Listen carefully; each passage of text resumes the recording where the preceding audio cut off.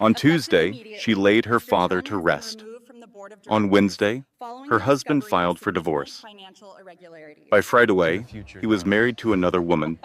He stood just a few feet away from her at the funeral, And to us. holding his own umbrella as she This grieved. is strictly a business matter now. What he failed to The consider, lawyers will be in what touch. never crossed his mind, Marcus, was that the quiet please, you janitor can't do who this. raised her was actually a billionaire in hiding. So when he proudly walked into a gala with his new wife on his arm, he was walking directly into the biggest mistake of his life. Before we continue, if you have ever been underestimated for being quiet, let me know where you are watching from in the It's a comments. perfect day for the park. We are about to see if loyalty and patience still have a place in this world, because what unfolds next will make you question everything. This story will teach you that true wealth is not what you own, but who you become when no one is watching. And sometimes the people who underestimate you are simply handing you the greatest opportunity to prove them wrong. The machines did the breathing for him because his own body no longer could. Maya rested her hand on the cold metal of the hospital bed, her knuckles turning white as she listened to the mechanical, unnatural rhythm. There was the hiss from the ventilator and the constant beep from the monitor. The overhead lights buzzed with a dull, indifferent sound. She watched her father's chest rise and fall, but it was not his own strength doing the work. "Daddy," she whispered, leaning down so close she could smell the antiseptic on his skin. "I just need you to fight for me one more time." His hand felt warm inside hers, still rough from a lifetime of work. It was a hand strong enough to hold on, but not strong enough to wake up from this. The doctors used soft words like declining and unresponsive. The language felt far too gentle for the harsh reality of the situation. Her father was dying, and no amount of careful wording could change that fact. She had been sitting in that room for 48 hours without a break. She had not slept or eaten a real meal, surviving only on coffee that tasted like regret and the ache in her back from the waiting room chair. Her husband, Marcus, had sent 2 text messages. One asked if she needed anything, the other informed her he would be late. She did not reply to either of them. Outside the hospital walls, the city was alive. Cars honked and people laughed. The world moved on, completely unaware that hers was falling apart. But inside that sterile room, time had slowed to a crawl, feeling heavy and oppressive, as if gravity itself was pressing down on her, seeing just how much she could take before she shattered. Her father had raised her all by himself. He never asked for help or complained. He just provided a steady, quiet love that was there for her every single day. When she was 7, he taught her how to tie her shoes. When she was 12, he showed her how to change a tire on a car. When she was 16, he taught her that the people who talk the loudest often have the least of value to say. And when she was 23 and told him she was getting married, he did not offer his approval immediately. He simply observed Marcus from across the dinner table, asking questions that felt a little too sharp at the time. Afterwards, he gave her a hug and said, "I trust you to know what is in your own heart." He did not say, "I trust him." He said, "I trust you." She had not grasped the difference back then, but it was becoming crystal clear now. A nurse slipped into the room, her movements quiet as she checked the monitors and made small adjustments to the tubes. She avoided looking at Maya. She had seen this scene too many times before and knew how it was going to end. Maya's phone buzzed from her pocket, but she ignored it. Then she saw her father's fingers twitch. She sat up instantly, her heart pounding in her chest. "Dad." His lips moved, but no words came out. She leaned in closer, desperate to hear anything he might say. He finally managed to speak 3 words, each one slow and strained. "Go to bank." And then the monitors began to scream. Nurses rushed into the room, gently guiding Maya into the hallway, where she could only stand and wait for them to tell her what she already knew in her heart. Her father was gone, and she had no idea what his last words meant. Growing up, Maya just assumed that every father worked two jobs. Hers certainly did. She remembered him coming home from a long day, looking tired but always having a smile ready for her. She thought every dad was an expert at fixing a leaky faucet and could tell the most amazing bedtime stories. Hers could. During the day, he was a janitor at the local elementary school, and at night he did maintenance work at the church 3 times a week. His weekends were spent helping out neighbors with repairs they could not afford. They would pay him with homemade meals, deep gratitude, and genuine respect. He never seemed exhausted or angry. He simply worked, came home, cooked dinner, and asked about her day as if it were the most important event in the world. They lived in a small, one-bedroom apartment. She had the bedroom. He slept on the couch for 16 years, and not once did he ever make her feel like it was a sacrifice. They did not have many possessions, but everything they owned was kept clean, organized, and cared for. Her father would fold his work uniforms with the same level of attention that other men gave to their expensive suits. He polished his work boots every Sunday evening. The calendar on their refrigerator had all of her school events circled in bright red ink. He never missed a single one. Other children had parents who would arrive in business attire, wearing expensive watches and driving new cars. Her father would show up in his janitor's uniform, with the faint smell of floor cleaner still on him, and he would sit in the back row to avoid embarrassing her. But she was never embarrassed, not even for a moment. Because while the other parents were busy checking their phones during school recitals, her father watched her as if she was the only person in the entire room. He taught her things that seemed unusual for a janitor to know. He showed her how to read a contract and spot the hidden details. He taught her how to tell if someone was lying by watching their hands instead of their face. He explained how to walk into a room and identify who held the real power versus who was just pretending. "Money talks, baby girl," he used to tell her while they washed dishes together.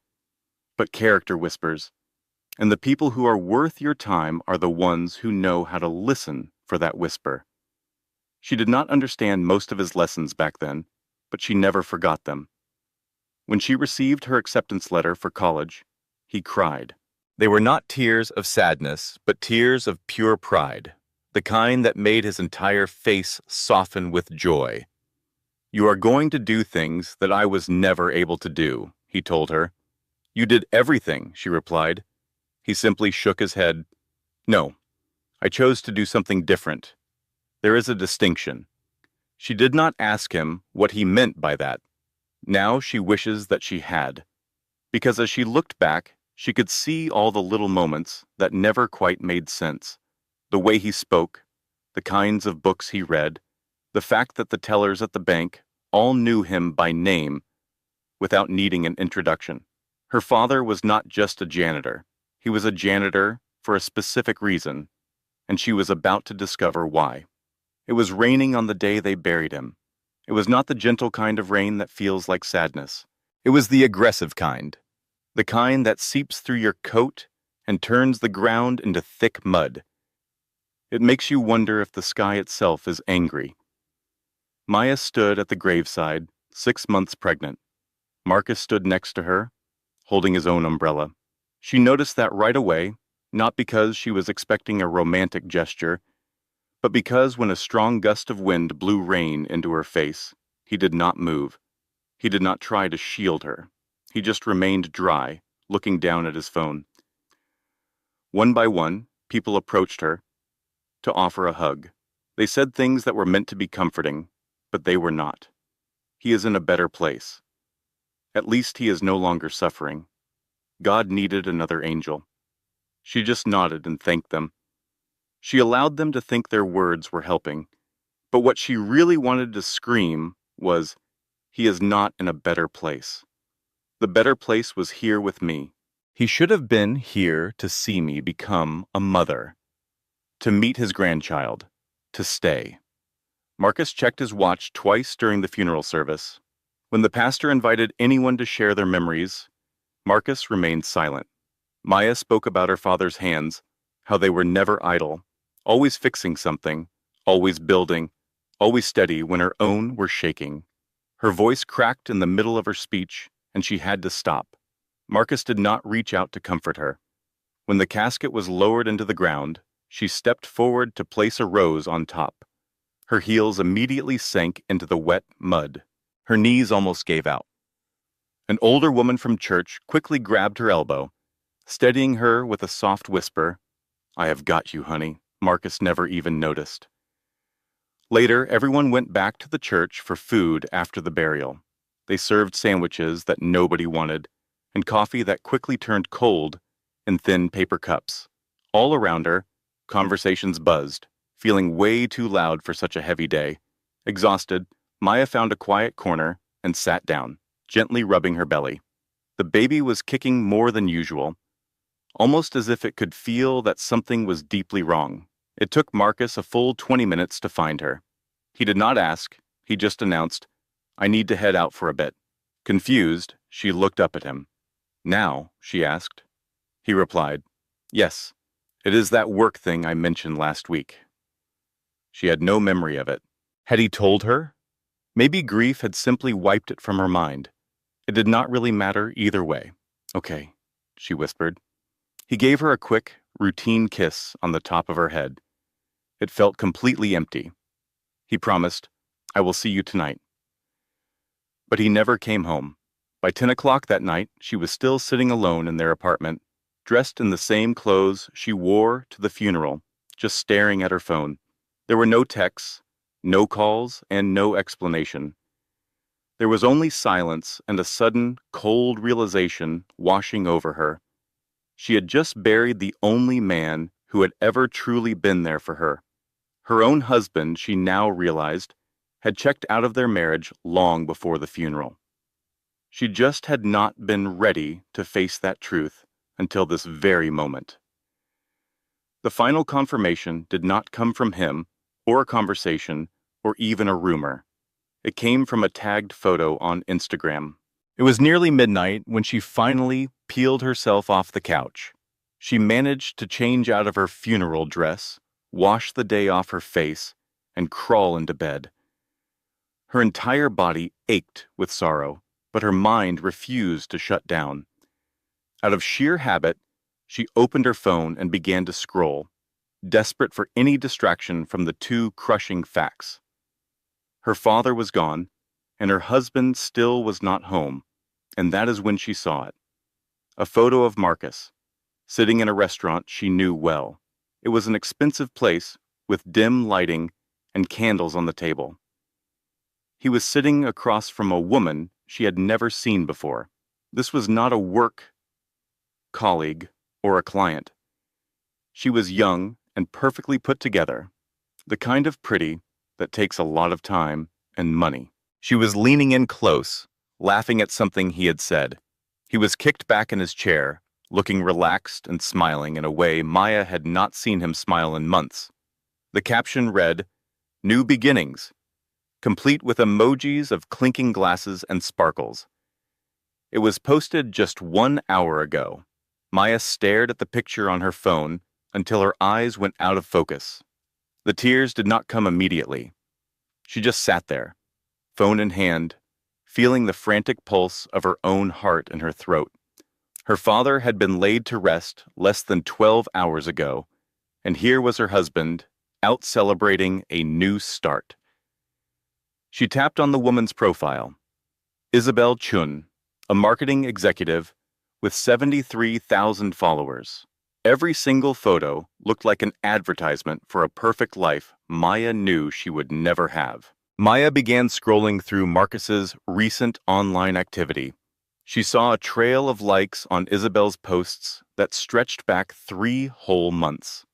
There were comments that were a little too friendly, a clear pattern she had either been too trusting or just too exhausted to see before. Her hands began to tremble, not with sadness, but with something sharper, a feeling like her body was finally recognizing the betrayal her mind had been pushing away. She pushed herself up, walked into the bathroom, and gripped the edges of the sink, staring at her own reflection. Pregnant, worn out, completely alone, and married to a man who did not even have the decency to wait 1 full day after her father's funeral before taking another woman out on the town. She did not smash anything, she did not let out a scream, and she did not call him. She simply stood there, taking slow, deep breaths, feeling the baby stir inside her. After a moment, she returned to bed, placed her phone on the nightstand, and decided to wait. Marcus finally came home at 2:14 in the morning. She heard the door click open, the sound of his keys landing on the counter, and his footsteps echoing in the hall. He never even looked in on her. He went directly to the guest room. In that instant, Maya knew their marriage was over. What she did not know was just how much worse things were about to become.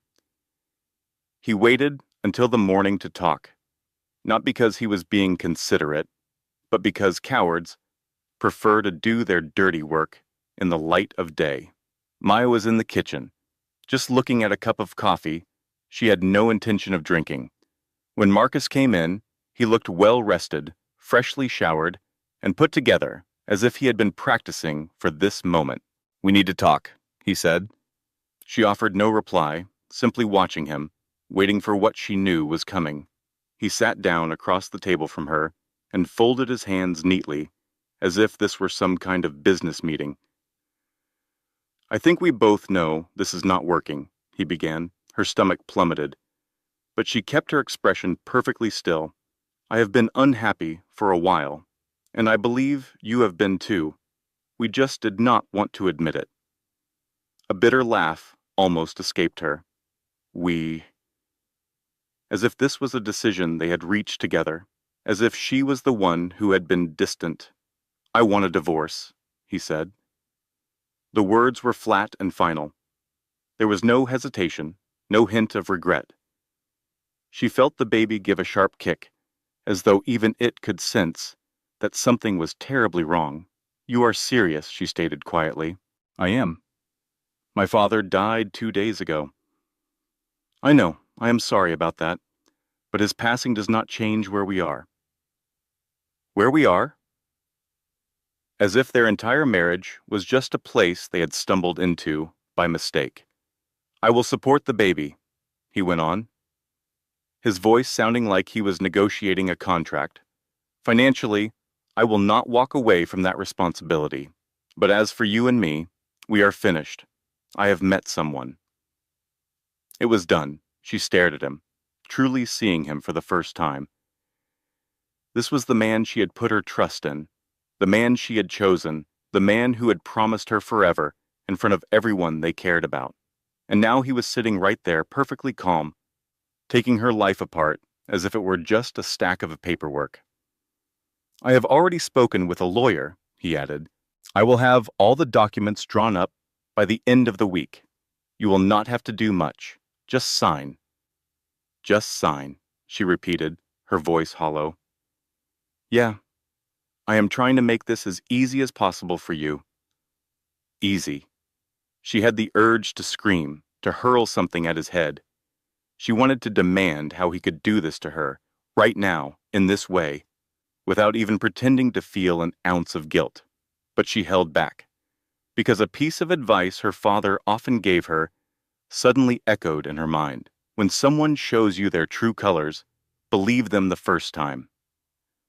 Marcus had just revealed exactly who he was, and she believed him. "Okay," she said. He blinked, clearly surprised. It looked like he had been bracing for a fight. "Okay, yes. If that is what you want, then okay." He stood up, looking visibly relieved. I truly think this is the right decision for both of us." She said nothing. He turned and left the room, then the apartment, leaving her to sit there, 6 months pregnant and all alone. It was in that moment that she remembered her father's very last words to her: "Go to the bank." She grabbed her coat and walked straight out the door. If you believe that abandoning someone at their absolute lowest point is ever excusable, you need to keep listening. Because what is about to happen will force you to reconsider everything you thought you knew about loyalty. The bank did not look like a typical bank. It felt more like a vault where secrets were kept safe. Maya walked across the vast lobby, past towering marble columns and chandeliers that seemed far too extravagant for a place that supposedly handled ordinary people's money. The heels of her sneakers squeaked on the mirror-like polish of the floor. She felt completely out of place, as if she was underdressed and unprepared for whatever was coming. A woman in an expensive-looking suit approached her before she could even get to the information desk. "Miss Richardson?" Maya froze. "Yes?" "We have been expecting you. Please come with me." She had not called ahead or made any kind of appointment, but somehow they were waiting for her. The woman led her past the main counter, through a heavy, secure door that needed a key card to open, and down a corridor that was unnaturally silent. They entered a private, windowless room. A man who appeared to be in his 60s, with gray hair and kind eyes, stood up as she walked in. He had a calmness about him that suggested he had seen it all before. "Miss Richardson," he said in a soft voice, "my name is Victor Kane. I was your father's account manager for 32 years. I am deeply sorry for your loss." She could only nod, a lump forming in her throat. "He told me to come here. Right before he, She could not bring herself to finish the sentence. Victor gestured toward a chair. "He knew you would. He made very specific arrangements." He then placed a small, metal box on the table that separated them. The numbers 1, 2, 4, 7 were etched onto its surface. "This box requires 2 keys to open," Victor explained, pulling one from inside his suit jacket. "Yours should have been with his personal belongings." Maya reached into her purse and pulled out the large envelope the hospital had given to her. Inside were her father's wedding band, his old watch, and a small brass key that had meant nothing to her until this very moment. She passed it to Victor. He slid both keys into their locks and turned them at the same time. There was a satisfying click. Victor lifted the lid of the box, then took a step back. "I will leave you to have some privacy. Please take all the time you need." He quietly exited the room and shut the door behind him. Maya just stared at the open box. On top was a stack of papers held together by a black binder clip and a sealed envelope with her name on it, written in her father's familiar script. But underneath it all was something that made her gasp. It was a collection of old photographs. One showed her father, looking to be about 25, standing proudly in front of a grand mansion, dressed in a suit that was more expensive than anything she had ever seen him in. He was surrounded by a group of people who looked like they owned the entire world. She flipped to the next item, which was a faded but still legible newspaper clipping. The headline read, "Hartwell heir vanishes after family dispute." She checked the date. It was from 34 years ago. The name printed below the headline was James Hartwell III. She looked back at the photograph. It was definitely her father, but that was not his name. Her hands began to shake as she reached for the stack of documents. The first page was a legal trust, created 28 years ago and updated just 3 weeks before her father's death. The beneficiary was listed as Maya Richardson. The trustee was Victor Kane. She quickly scanned through legal terms she barely understood. She saw phrases like irrevocable, and protected interest, and something called a spousal exclusion clause. Then her eyes landed on a number at the bottom of the third page. She read it once, then read it again, and then a third time because it just could not be real. Her father, the man who had worked scrubbing floors for 35 years, had left her something that made absolutely no sense. It was not a house or a savings account. It was an empire. With trembling hands, she opened the sealed envelope. The letter inside was on plain paper.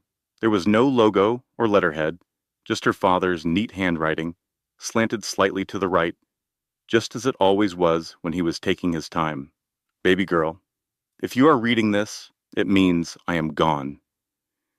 And I am so sorry I could not be the one to tell you this myself. But some truths are just easier to accept after you have lived enough life to understand why they are so important. My name was not always James Richardson. I was born James Hartwell III, the heir to a family that cared more about its legacy than about love, and more about control than about character. My father built an empire. My grandfather made it bigger, and I was just expected to keep it going. No questions asked, no straying from the path, no choices of my own. Then, when I was 26 years old, I met your mother. She was working at a little bookstore near the university. She always wore her hair in a single braid and would read poetry on her lunch breaks. She made me laugh in a way I never knew I needed. She did not care about my family name, and she certainly did not care about the money. She cared about the person I was when nobody else was around. I wanted to marry her. My family refused. It was not because she was not good enough for them, but because she was not part of their master plan. They wanted strategic alliances, mergers, business arrangements that would look good in the financial papers. So, they presented me with a choice: the family fortune or the future I actually wanted. I chose her, and they made certain I would pay for that decision. Maya had to stop reading to wipe the tears from her eyes before she continued. They cut me off completely, disowned me in public, and wiped my name from every family record as if I had never even existed.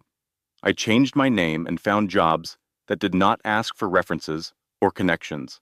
I started my life over with nothing but the woman I loved and the core belief that a good life does not come from money. It comes from having meaning. Your mother and I had 6 wonderful years together before she passed away while bringing you into this world. And I promise you, those 6 years were the richest of my entire life. But here's the part that my family never knew, the part I took care of before I walked away from them for good. I did not just abandon the fortune. I completely restructured it. I hid it away inside of such complex legal protections that even their army of lawyers could not touch it. I handed over control to someone I trusted with my life, and then I waited. I did not do it because I wanted revenge, but because I had a feeling that one day you would need it. The money grew, quietly and strategically, managed by people who understood that true wealth is not about what you can spend. It is about security. It is about having options. This gives you the power to shield yourself from the people I escaped. The kind of people who only see your worth when they believe you are useful to them. I wanted you to grow up free from that world. I needed you to discover yourself before you discovered what you possessed, to fall in love for genuine reasons, to forge your character when nobody was looking.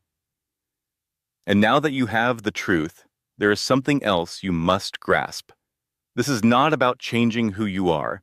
It is about giving you the means to remain exactly yourself, without compromise, without being afraid, and without asking for anyone's approval.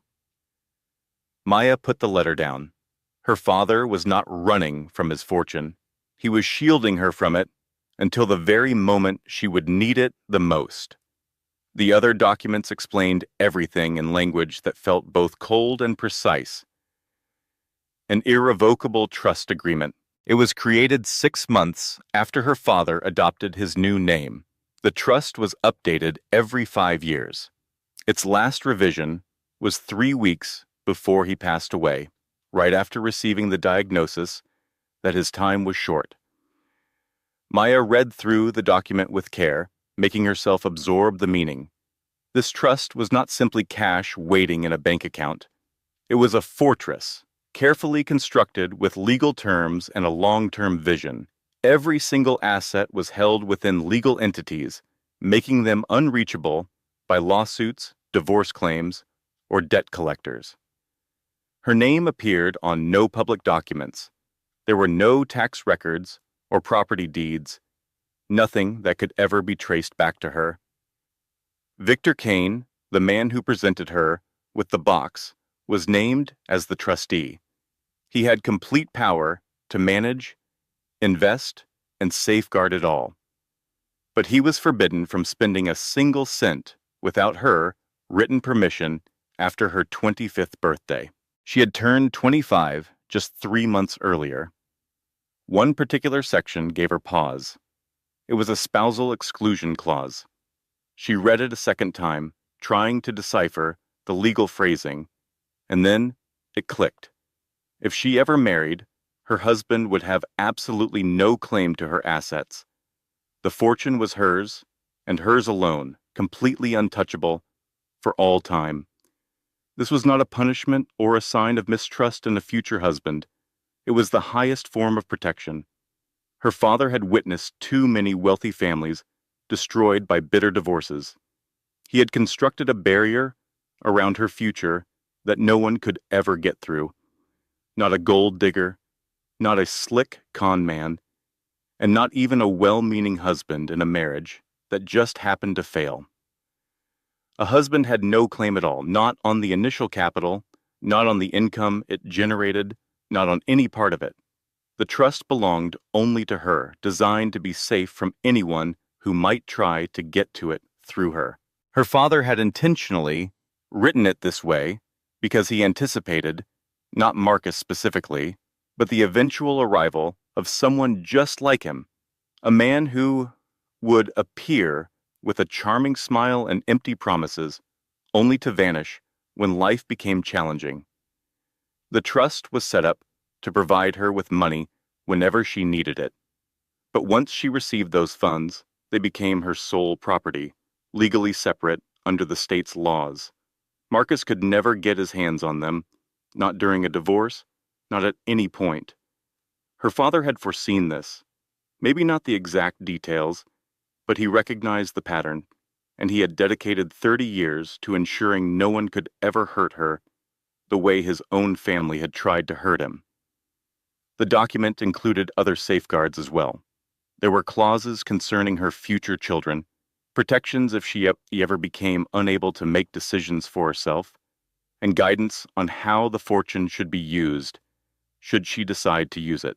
A specific phrase was repeated time and again throughout the legal papers. The beneficiary maintains sole and absolute discretion. In simple terms, it was all hers to do with as she pleased. No one could dictate how she spent it, invested it, or gave it away, and no one ever had to know it even existed. Her mind turned to Marcus, to the divorce papers he said would be ready by the end of the week, and how he presented it all as if he were doing her a kindness. He was completely clueless. He had no idea who her father truly was. He had no idea what she had just come into. He had no idea that the woman he was abandoning now held more influence in a single afternoon than he would ever gather in his whole life. The issue was not if she had the means to retaliate. The issue was if she even wanted to. Her father's advice echoed in her thoughts. True power is understanding that you do not have to wield it. But she was not entirely convinced. Power does not make a grand entrance. It is patient, and so she would be patient too. She picked up the letter once more. 2 more pages were left. Now that you know what you possess, I need you to know something far more important. who you are. This money is not your identity. It never will be. You were built from other things, from principles, from sacrifice, from seeing what occurs when a person puts love before their inheritance. I did not raise you with nothing to punish you. I raised you with simplicity to educate you. You understand what it is to earn something, to be patient, to live without, to make decisions based on what truly counts instead of what is convenient. Most people born with money never learn that lesson. They mistake their resources for their character. They believe money gives them strength when all it really does is make them loud. You are not like them. You know that strength is not about what you possess. It is about what you do when you possess nothing at all. And now that you possess everything, I need you to hold on to that lesson, because this is what will happen. People will discover the truth in time. Not immediately, but one day they will. And on that day, you will see their true colors. The people who were with you when you had nothing will be with you when you have everything. The ones who abandoned you will try to return, and those who misjudged you will suddenly want a second chance. Allow them, not because you owe them a thing, but because observing people reveal their true selves is one of the most priceless educations you will ever get. Some will be upset that you kept this from them. Let them be upset. You do not owe anyone an inside look at your finances or a justification for your privacy. Some people will expect you to transform, to become arrogant, careless, or privileged. Prove them wrong by remaining exactly the person you are. And then there are those who will completely misjudge you. They will see your quietness and think it is weakness. They will confuse your kindness with a lack of intelligence. They will assume that because you do not flaunt your wealth, you have nothing worth flaunting. These are the ones to watch out for, not because they can harm you financially. You are now secure from that, but because they will challenge your very character, and your response to them will define the kind of person you ultimately become. So, this is my true gift to you. Patience. The strength to endure discomfort without reacting, to let people believe what they wish while you create something they can never take away. To remain silent when the world expects you to scream. Getting even is simple. Any fool with money can ruin someone.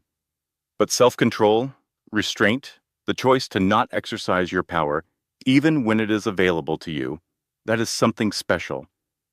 That is a real legacy. I love you, my baby girl. I always have, and I always will. You are going to be more than fine, Dad. Maya folded the letter with care and slid it back inside the envelope. She did not weep. She did not get angry. She did not call Marcus to tell him he had just made the worst mistake of his life. She simply sat there, with her hands resting on her belly, feeling her daughter shift beneath her ribs, and came to the conclusion that her father was right. Some fights are not worth your energy because the people who should lose do not need your help to do so. They are perfectly capable of destroying themselves. Victor came back 20 minutes later. He tapped lightly on the door before coming in, allowing her a moment to collect herself. "Do you have any questions?" he asked softly. "Just one," Maya replied. "How much is there?"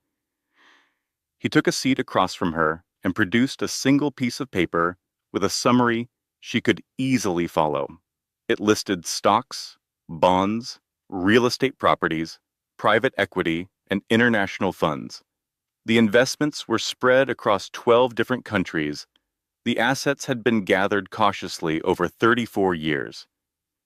They were managed discreetly, never with flash, never with recklessness.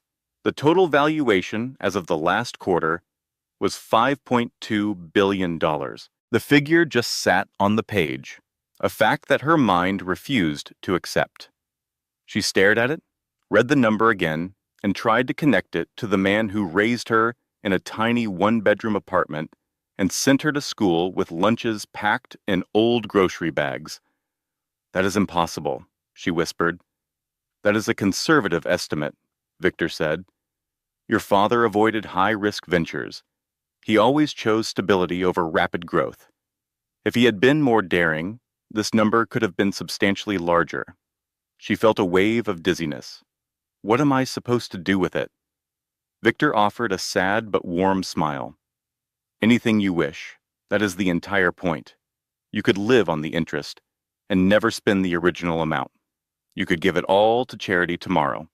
You could even act like it does not exist. It belongs to you without any conditions. Does anybody else know about this? Only me, and now you. Your father was very careful about that." She thought of Marcus. She thought about the divorce he was already setting in motion, and how he had offered to help support the baby as if he were granting her a huge favor. He was completely unaware, and she had no intention of telling him. "I want to keep this private," she said with resolve. "No one else needs to know." Victor nodded his head. "That is a very wise choice. Whenever you are ready, we can arrange for distributions.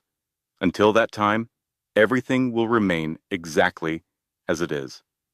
She got up, shook his hand, and left the bank the same way she had arrived, alone, unsure, and grieving, but fundamentally changed, because she was now aware of something Marcus was not. The woman he had discarded was not broken. She was fortified, and patience, just as her father had taught her, was the most formidable weapon a person could possess. 3 weeks after that day, the courthouse photos appeared online. Marcus and Isabel, quickly and publicly married, smiling as if they had just won a prize. The comment section exploded almost instantly. "Wow, that was fast. Did his wife not just lose her father? Some people have absolutely no shame." Maya saw the pictures and felt a sharp sting of pain, but she did not reply. She simply carried on with her life. She went to doctor's appointments, prepared the baby's nursery, and read her father's letter again and again until she had committed every single word to memory. Whenever anyone asked how she was coping, Maya offered a gentle smile and gave the same answer every single time. "I am fine." And what was strange is that she truly was. It was not because the betrayal did not sting, but because she had learned a lesson that Marcus never would. True power does not need to perform for an audience. It simply bides its time. Think about it. Real strength remains quiet until it is absolutely necessary. Most people feel the need to broadcast their power the moment they get it, but those who have truly earned it know better. Marcus moved quickly. Their divorce was officially completed in just 43 days. His new marriage took place only 12 days after that. Maya signed every single document without putting up a fight. She requested no alimony. She did not contest the assets they did not really have. She took only what was legally hers, which amounted to almost nothing, and allowed him to leave believing he had handled the whole situation with maturity. He made one public post about it, a very carefully written statement about moving on with grace and choosing his own happiness.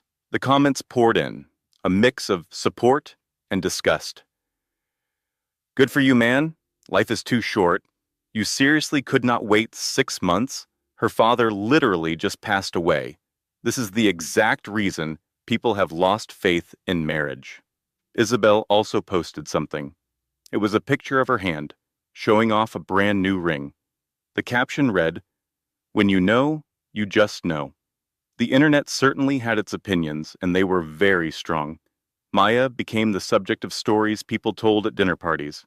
The pregnant wife whose husband abandoned her, the woman who never uttered a single word in her own defense, the one everyone was watching, just waiting to see when she would finally crack. Her husband had left her immediately following her father's funeral. The story was sympathetic, tragic, and a little bit pathetic. She heard it all from other people. Friends who were unsure of what to say, acquaintances who sent her awkward text messages, complete strangers on the internet who argued over whether Marcus was a monster or just being honest about his feelings. She never corrected anyone, never defended herself, and never explained that she was fine. In fact, she was better than fine. She just kept her head down and remained patient, because her father had taught her something most people never learn. Public opinion is temporary, but a person's character is permanent. And at that moment, Marcus was showing the entire world exactly who he was. She did not have to say anything at all. By the 7th month of her pregnancy, the public noise had mostly faded. People had moved on to newer scandals, fresher gossip, and someone else's complicated divorce. Maya filled her days by assembling nursery furniture, washing baby clothes, and reading books about childbirth that both terrified and comforted her. Victor called her once a week to check in, making sure she had everything she needed. She always told him yes, even when the real answer was far more complex. She was not having money problems. Victor had set up a small monthly payment that covered her rent, food, and doctor bills without raising suspicion. But she was struggling with her emotions, not because of Marcus, but because of his complete and utter silence. Her father was gone. Her husband was gone. And the one person who might have understood what she was experiencing was a man she would never get to meet. It was the version of her father who had faced the same impossible decision 30 years before. Then, on a Tuesday in late September, something showed up in her mailbox. It was a cream-colored envelope made of heavy paper with her name written in beautiful script and no return address. She opened it with care. Inside, there was an invitation. It read, "You are cordially invited to the inaugural event of the Richardson Hartwell Foundation." Her breath hitched in her throat. She read the words over again. Richardson Hartwell was her father's real name, and by extension, hers as well. The event was set for October 14th. It was a black tie affair at a private location with a limited number of guests. At the very bottom, in smaller print, it said, "Your presence is requested as the Foundation's primary honoree." She had no clue what this was about. Victor had never mentioned a foundation. Her father's letter had not said anything about one either.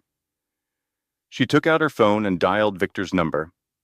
He picked up on the second ring. "You received the invitation," he said, more as a statement than a question. "What is all this?" "It is your father's final project. He spent 2 years planning it before he fell ill. I have been putting his plan into action since he passed away. It is time." "Time for what?" Victor paused for a moment before saying gently, "It is time for people to finally understand who you truly are." Her heart began to race. "I did not agree to any of this. You do not have to do anything you are not comfortable with, but the event is definitely happening, and the guest list has already been finalized." "Who is on the list?" There was another pause. "Everyone who matters, and that includes Marcus." The official announcement was released 3 days later. A professional and polished press release was sent to local news outlets and nonprofit groups across the state. The Richardson Hartwell Foundation launches with a $50 million endowment to support education access, workforce development, and single-parent households. The newly formed Richardson Hartwell Foundation will be holding its first-ever fundraising gala next month. The foundation was created to honor the legacy of James Richardson, who spent more than 3 decades serving his community in quiet and meaningful ways. The article featured a picture of her father, not in his janitor's uniform, but one from many years ago where he stood in a suit, looking like someone who belonged in a boardroom. People who had known him were confused. "Wait, is that the guy from the elementary school?" I had no idea he was wealthy. Who is paying for all of this? The press release did not provide an answer. It identified Victor Kane as the executive director and listed a board of advisors with names that nobody in the area recognized. It also mentioned an anonymous, founding donor whose generous gift had made the entire project possible. The community's reaction was cautious, a mix of curiosity and skepticism. $50 million does not just show up out of nowhere, and James Richardson, the man who mopped floors and fixed leaky pipes, did not seem like the kind of person who would have that sort of money. Rumors began to spread. Some people believed it was a scam. Others thought a celebrity or politician was using her father's name for their own benefit. A few even thought Maya had received a large settlement from Marcus and was using it to fix her public image. Nobody guessed the real story because the truth was simply too bizarre to believe. Maya observed everything from a safe distance. She made no comments, offered no clarifications, and did not get involved in the speculation. Victor was in charge of everything. He handled all press inquiries, event planning, and vendor arrangements. The only thing she had to do was show up, but the guest list weighed heavily on her mind. Victor had sent it to her through an encrypted email. There were 200 names, including donors, community leaders, local politicians, and people her father had worked with over the years. And there, near the bottom of the list, was Marcus Chun, plus a guest. Her stomach churned. "Why is he invited?" she asked Victor on the phone. "Your father specifically requested it." "What?" "He left detailed instructions, including the exact names. Marcus was one of them." "That makes no sense. Dad passed away before Marcus even filed for divorce." "Your father was very perceptive," Victor said, choosing his words with care. "He had a way of seeing things before they happened."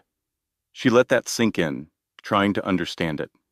Her father had known, maybe not the specifics, but he knew it was a possibility, and he had made certain that Marcus would be present on the night everything was revealed. It was not for revenge, but for the purpose of education. "I do not know if I can do this," Maya confessed. "You do not have to," Victor assured her. "But if you do not go, you will spend the rest of your life wondering what might have been." She thought about her father's letter, about being patient, and about letting people show their true colors. "He will bring Isabel," she said in a quiet voice. "Probably. And people will talk. They are already talking." She let out a long breath and felt the baby move inside her as she placed a hand on her stomach. "Okay," she said at last. "I will be there." "Good," Victor responded, "because this event is not about him. It is about you, and it is time for people to understand that distinction." The venue was absolutely breathtaking. It was an old estate that had been transformed into an event center. Chandeliers that resembled frozen waterfalls hung from the ceiling. The floors were so polished they perfectly mirrored the view above. The tables were covered with linens that likely cost more than most people's monthly rent. Maya got there 30 minutes before the event was scheduled to begin. Victor met her at a private side entrance. He looked at her once and smiled. "You look absolutely perfect," he said. She had picked her outfit very carefully. It was an emerald green dress with an empire waist to accommodate her very prominent pregnancy. Her hair was pulled back in a simple style. She wore very little jewelry, except for one special piece. A diamond necklace that had been stored in the safety deposit box. It was vintage, elegant, and understated, unless you knew what you were looking at. She did not know how much it was worth. She only knew that it had belonged to her grandmother, the woman her father's family had completely cut out of their lives, along with him. Wearing it felt right. "How are you feeling?" Victor asked. "I am terrified," she admitted. "Good. That means you are paying attention." The guests began to arrive. Maya watched from a private room that had a one-way window overlooking the main ballroom. She saw familiar faces, people from her father's church, his former colleagues, and neighbors who had known him for many years.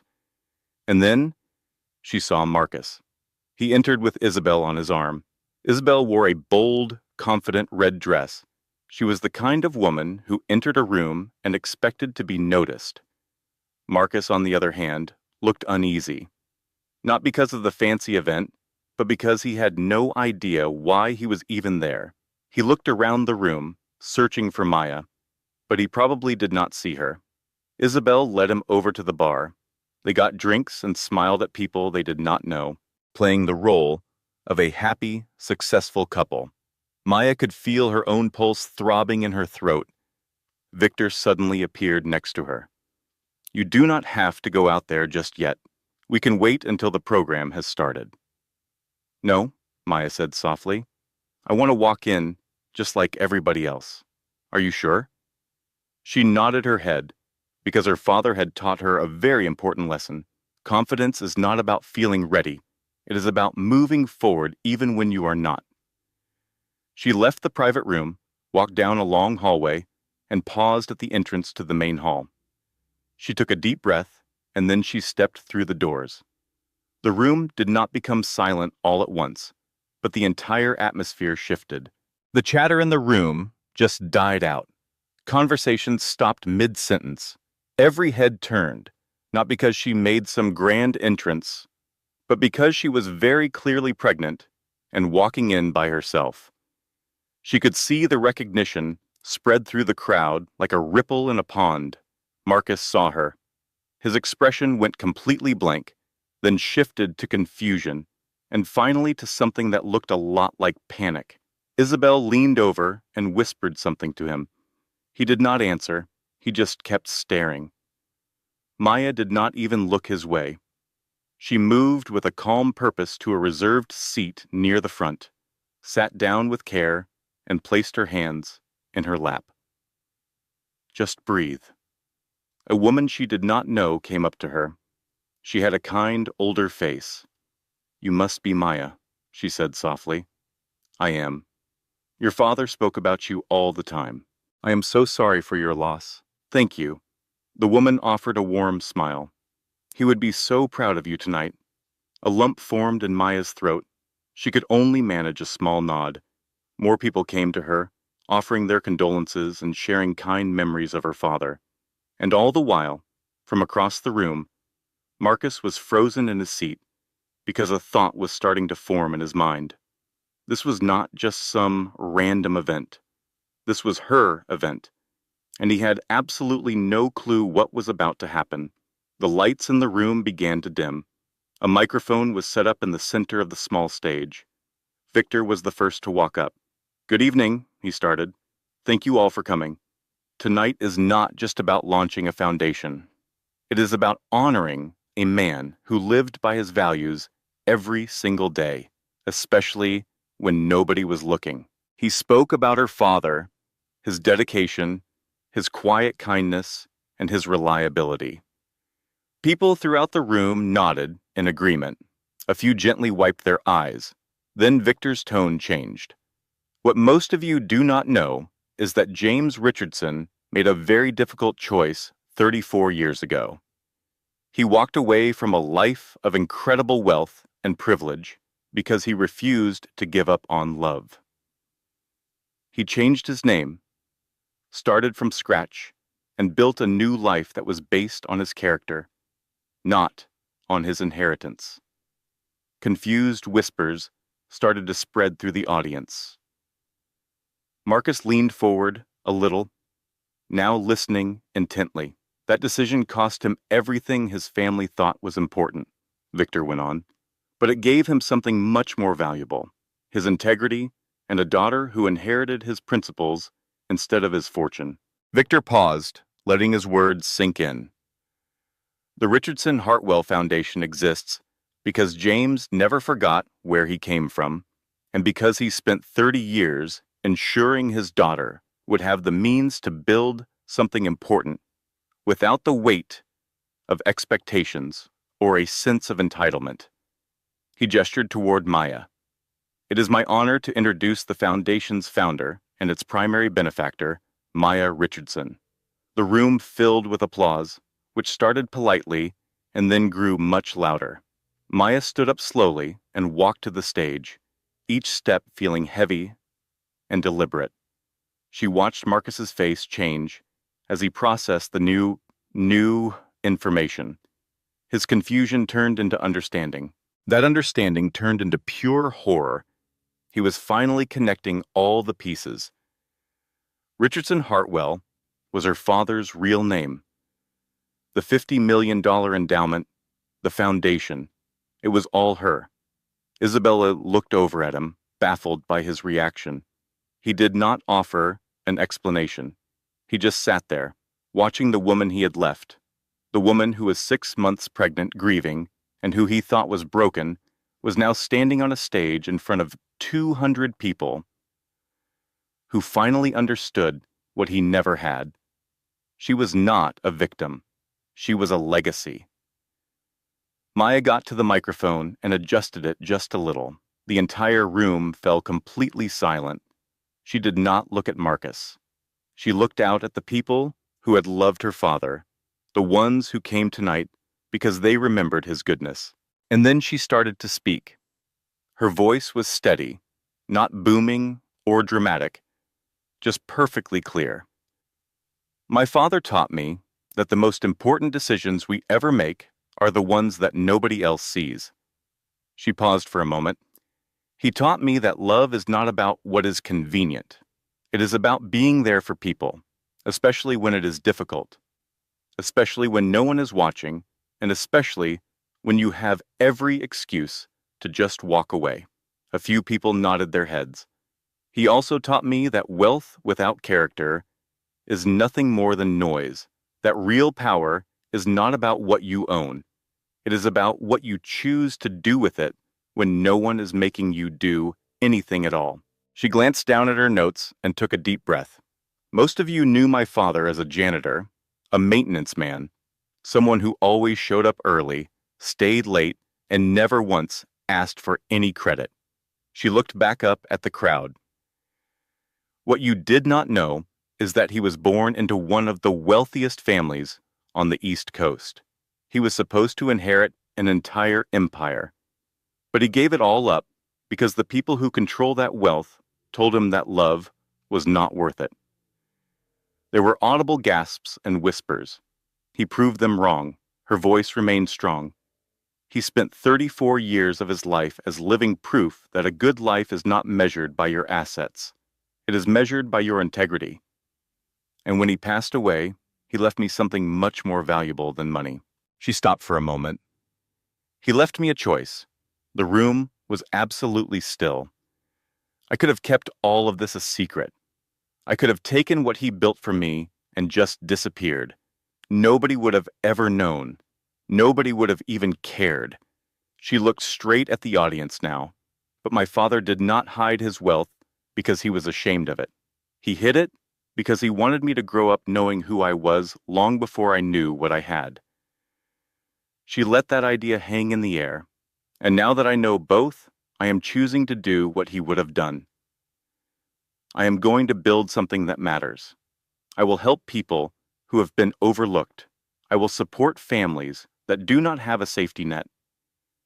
Victor came forward and placed a document on the podium next to her.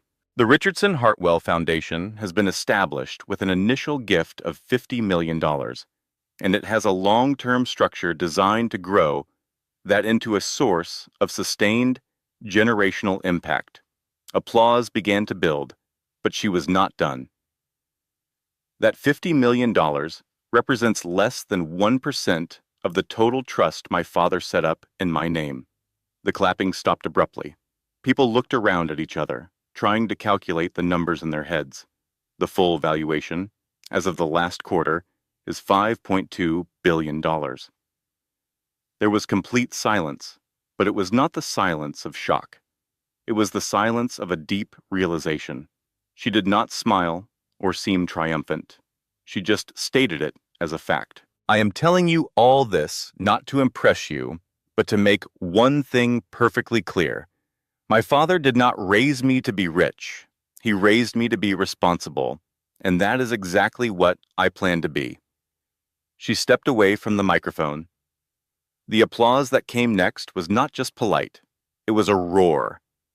People got to their feet, clapping, and some were even crying. Maya walked off the stage with composure, went back to her seat, and across the room, Marcus just sat there, completely still. His face had turned a pale shade. His hands were gripping the edge of his table. Isabel was trying to say something to him. He was not listening. He was doing the math in his head. The woman he had left, thinking she had absolutely nothing, had just revealed that she controlled more wealth than he could ever imagine in 10 lifetimes. And he had walked away from it all. Not because she was not enough for him, but because he had never even bothered to ask who she really was. If you have ever underestimated someone just because they were quiet, this is your moment to sit with that uncomfortable feeling. Subscribe if you believe that loyalty and character still have value, because this story is not over yet. Marcus tried to make a quick exit. The second Maya left the stage, he stood up, grabbed Isabel's hand, and mumbled something about needing some fresh air. But Victor was quicker. He did not block his path. He just stood near the exit with a calm smile, a calm, knowing look that said everything he needed to say without a single word. Marcus froze. Isabel looked confused. What is wrong?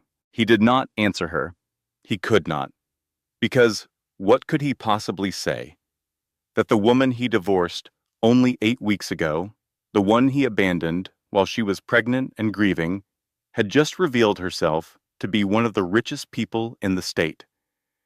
That he had walked away from billions of dollars because he could not be bothered to stick around through a hard time.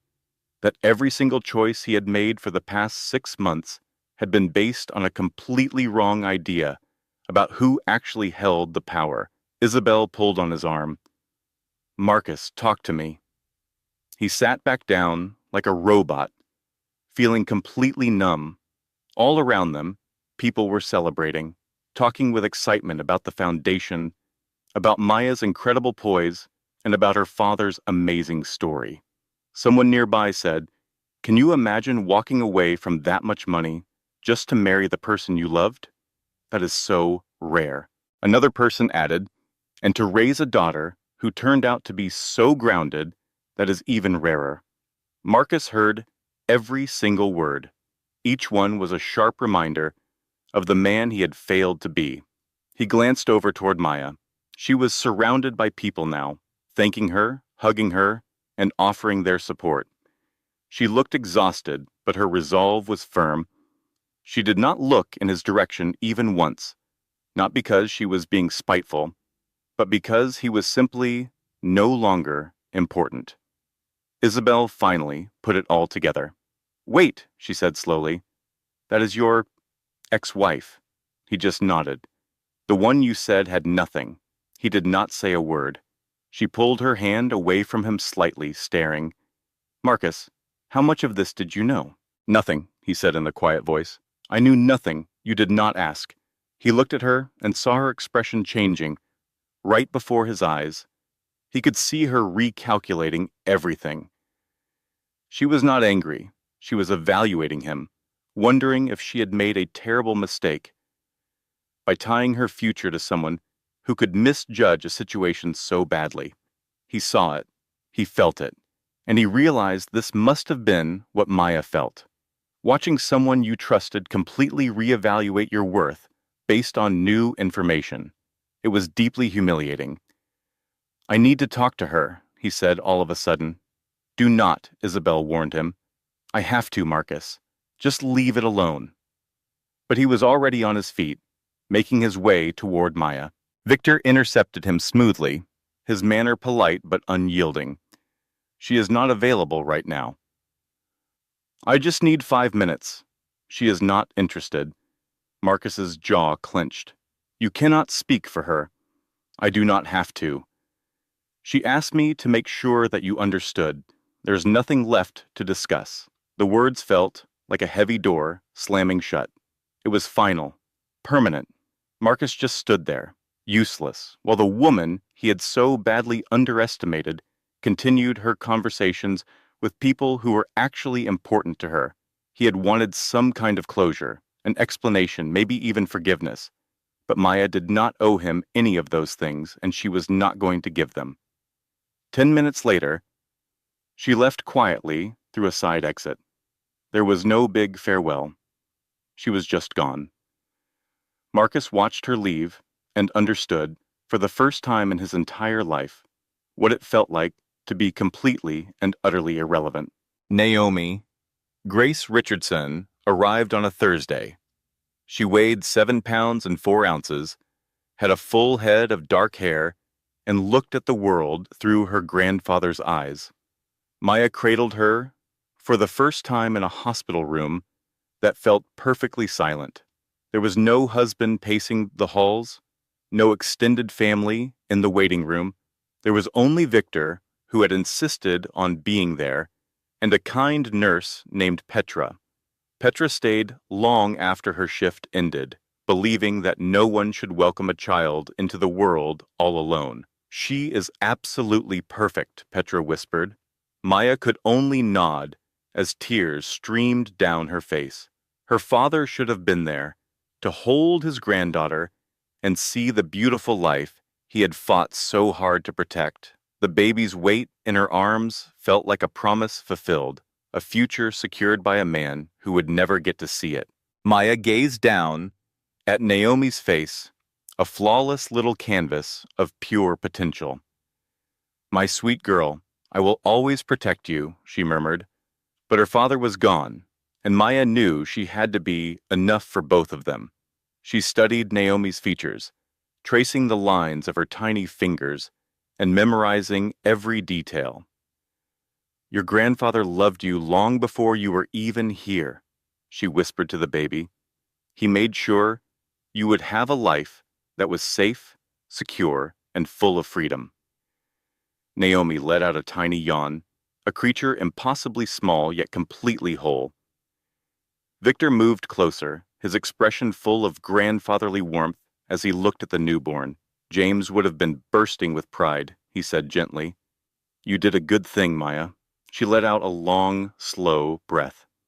"I feel like all I did was survive." He smiled. "That is more than most people can say." She spent 2 more days in the hospital, learning the rhythms of nursing, the mechanics of changing diapers, and how to operate on just 2 hours of sleep. A bouquet of flowers arrived from Marcus. They were generic, accompanied by a card with a simple message: "Congratulations. Wishing you both well." She tossed them in the trash without a second thought.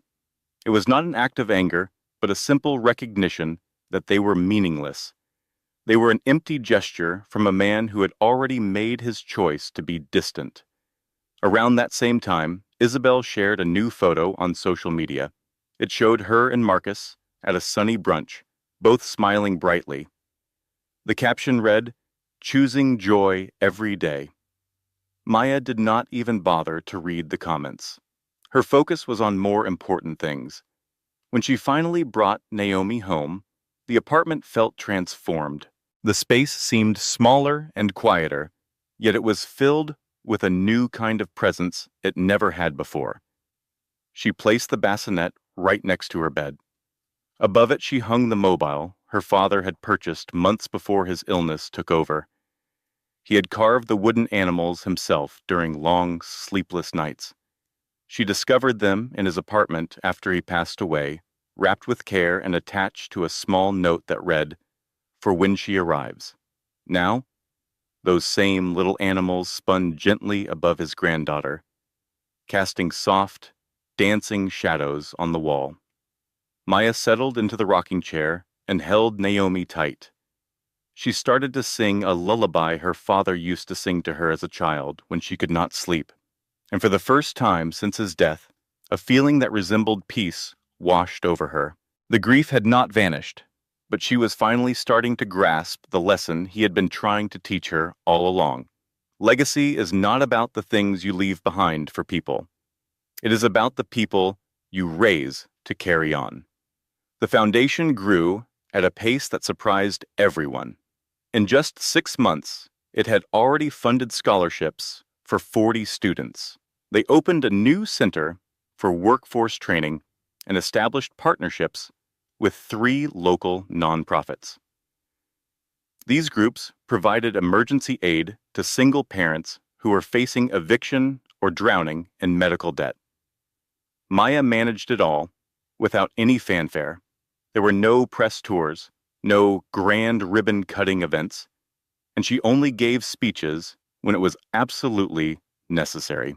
She simply showed up, made the important decisions, signed the checks that changed people's lives, and then went home to her daughter.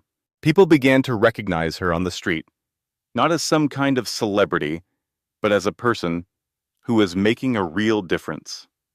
A woman in her late 30s approached her in a grocery store one day, her eyes filled with tears. "You paid for my son's tuition," she said, her voice trembling. "I am not sure if you remember him, but he is the first person in our entire family to ever attend college. It is all because of you." Maya offered her a gentle smile. "It is because of your son. He is the one who earned it." "No," the woman insisted, shaking her head. "It is because someone believed he was worth the investment. Thank you so much." Moments like that became more and more frequent. She received letters, emails, and had chance meetings with people whose lives were completely changed because the foundation was there to help. Maya saved every single letter. She would read them on difficult days, whenever she started to doubt if any of her work truly mattered. It did matter. It was not about the money itself, but about what that money made possible. Her father had been right all along. Wealth without a clear purpose is nothing more than empty noise. But wealth that is used with intention, that is how you build a legacy. By the time Naomi celebrated her first birthday, the foundation had expanded its reach into 3 different counties. Victor was in charge of operations, while Maya guided the overall vision. After a while, people stopped asking about where all the money was coming from. They were just grateful that it was always there when it was needed. Marcus would hear about Maya's work from time to time through mutual friends, on social media, or when her name would quietly pop up in circles that made him feel uneasy. He tried to make a donation once, sending a check for $5,000. He mailed it straight to the foundation's main office. Victor sent it right back to him. There was no letter of explanation, just the uncashed check and a single word written on a note. Declined. Marcus never tried to donate again. Isabel ended up leaving him just 14 months after the gala. Her departure was not dramatic. It was practical. She had finally understood what Maya had known from the very beginning. Marcus was the type of man who would trade up the moment he thought he found something better, and then trade down as soon as he realized he had made a mistake. She had no interest in being the next person he completely underestimated. Their divorce was finalized quickly and quietly. Hardly anyone even took notice, because by that point, Marcus had become exactly what Maya had predicted he would be: irrelevant. She had not destroyed him. She had simply built a new life without him. In doing so, she had turned him into a mere footnote in a story that was never really about him in the first place. Marcus saw Naomi only once, and it was completely by accident. He was taking a walk through a park near his office when he noticed them. Maya was pushing a stroller, and Naomi, who was probably around 18 months old, was pointing at the birds and chattering with excitement. Maya looked different. She seemed stronger and more at ease with herself in a way she never had been when they were married. For a moment, he considered walking over to them to say something, but then he saw that Victor was there as well. Victor was walking right beside them, laughing at something Naomi had just said. He was present in a way that Marcus had never been, so he stayed back and watched them from a distance. Naomi had her mother's smile and her grandfather's eyes. She looked healthy, happy, and deeply loved. A strange feeling twisted inside Marcus's chest. It was not quite jealousy. It was a sense of recognition. He realized he had been given the chance to be a part of that life. He could have been the man pushing that stroller, the one listening to his daughter's laughter. He could have built something meaningful, but he had chosen a different path. It was not because Maya was not enough for him, but because he had convinced himself that she was too much effort. He had wanted a life that was easy, convenient, and uncomplicated. What he ended up with was a life that was empty. Isabel was gone. His professional reputation had taken a series of quiet blows. He did not realize the full extent of the damage until people simply stopped returning his calls. The life he thought he was upgrading to felt more hollow with each passing year. In that same time, Maya had built something that was undeniable. She did not do it loudly or with any sense of revenge, but with quiet, steady determination. The foundation continued to grow. Her name started appearing in contexts that truly mattered, like on education panels, nonprofit boards, and community planning committees. She never chased after recognition, but it found her anyway, because people will always respect competence. And she had proven her competence time and time again. Marcus, in stark contrast, had completely stalled. His career had hit a plateau. All of his relationships remained on the surface. His life felt more like a performance he was putting on rather than something he was actually living. Sometimes he thought about reaching out to her, maybe sending an apology or trying to explain himself. But what could he possibly say? I am sorry I left you when things became difficult. I am sorry I was unable to see your true value. I am sorry I was too arrogant to even ask questions. None of it would change a single thing.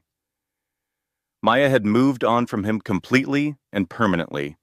He was left alone with a painful lesson that had come far too late to be of any use. Years went by. Naomi started kindergarten. The foundation celebrated its 5th anniversary.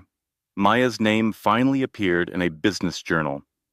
The profile was titled, "The Philanthropist You Have Never Heard of."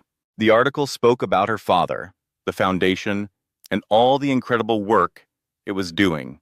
It mentioned Marcus only once, just in passing. It said, Richardson was previously married, but has been a single mother since her daughter's birth, choosing to focus on family and philanthropy rather than public relationships. It was just one sentence, reducing him to a minor detail. He read it twice and felt a sharp sting. It was not because the words were cruel, but because they were completely accurate. He had been demoted to a detail, a brief phase in her life. He was just a person who had been there for a short time and then left before anything truly important happened. And the most painful part of it all was that he knew he deserved it. Maya stood in her father's old apartment one last time before the lease officially ended. 6 years had passed since his death. 6 years of building, of growing, and of learning who she was when there was no one else around to tell her. Naomi was spending the afternoon with Victor, which gave Maya the space she needed to close this final chapter by herself. She walked through the rooms, which now seemed smaller than she remembered. She ran her hand along the kitchen counter, where her father had cooked thousands of meals. She sat on the couch where he had slept for 16 years just so she could have the bedroom. The apartment was now completely empty. The furniture had been donated, and his belongings had been sorted through.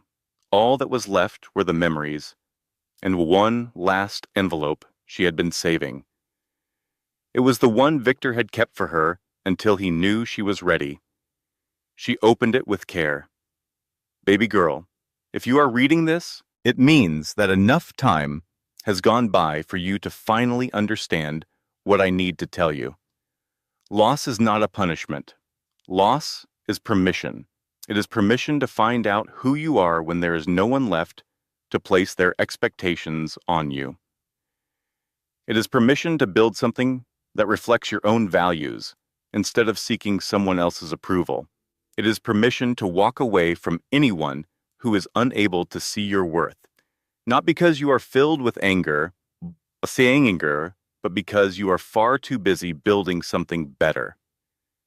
Over these years, you have proven something that I have known all along. Character is not about what you have in your possession. It is about what you choose to do when you have everything to lose. Some people will tell you that you got lucky, that you inherited wealth, privilege, and opportunity. Let them talk, because what they will never understand is that wealth without wisdom is just a pile of money. And you, my dear, had wisdom long before you had any resources. I am so proud of you, not because you are successful, but because you have always been kind, you have stayed grounded, and you have always been yourself. That is your real inheritance. All my love, Dad. She carefully folded the letter, slipped it back into its envelope, and wiped the tears from her eyes. Then she locked the door to the apartment one last time and walked out into the bright afternoon sun. Her daughter, Naomi, was waiting for her at Victor's office, and she ran toward her the second she walked in. Mama. Maya scooped her daughter into her arms, holding her tight. Did you have a good time? We got ice cream. Of course you did, Maya said, smiling over at Victor. He just shrugged with a playful grin. Grandpa privileges, he said. The three of them walked to the car together, with Naomi excitedly chattering about her day and Victor asking silly questions that made her giggle. As Maya buckled her daughter into the car seat, she looked at this tiny person who would never get to meet her grandfather. But Maya knew she would grow up surrounded by his values. And in that moment, she felt something she had not felt in a very long time. She felt a deep sense of gratitude, not for the things she had been given, but for the person she was now free to become. It was because her father had been right all along. Losing him was not the end. It was the beginning. It was permission to finally choose the person she wanted to be. No apologies, no compromises, and no need for anyone else's approval. And she knew she had chosen well. If this story made you reflect on loyalty, patience, or responsibility, subscribing means you are choosing stories that make you better, not just entertain you. Do not just watch. Learn with us. Hey everyone, thank you so much for sticking with us until the very end. We truly appreciate your support. If you enjoyed this story, please remember to hit the like button, subscribe to the channel, and leave a comment for us down below. We always love to hear what you think. And here's some good news. The experience does not have to end here. Just click on the video that is right here on your screen to jump into another incredible story. Trust us, you will not want to miss it. Thanks again for being such a wonderful part of our community. Until we see you next time, stay curious and continue to explore the stories that truly touch your heart. This content was carefully researched, developed, and manually edited by our team to deliver meaningful stories with valuable life lessons. Every narrative is crafted to entertain, inspire, and empower our audience. We believe that great stories can change lives, and we are committed to bringing you content that matters. Thank you for being part of our community.